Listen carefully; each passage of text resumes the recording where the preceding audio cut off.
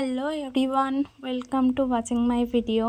তো আজকে বিকালবেলা আমার বরমশাই ছুটি ছিল, তাই একটু বেরিয়ে গেছিলাম ঘুরতে। কোথায় যাব বুঝতে পারছিলাম না, তাই রাস্তার মধ্যে এদিক ওদিক ঘোরার পরেই দুটো প্যান্ডেল চোখে পড়ে গেল।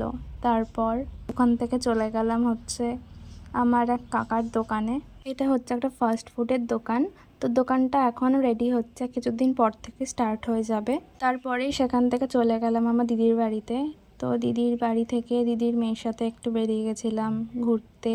এই যে এটা হলো আমাদের হালিশহরের গেট। তারপরেই একটা ফুচকার দোকান দেখে আমরা দাঁড়িয়ে পড়েছিলাম ফুচকা খেতে। ফুচকার দোকানে এত ভিড় ছিল যে আমরা একটু ঢং করছিলাম ওখানে দাঁড়িয়ে দাঁড়িয়ে ক্যামেরার সামনে।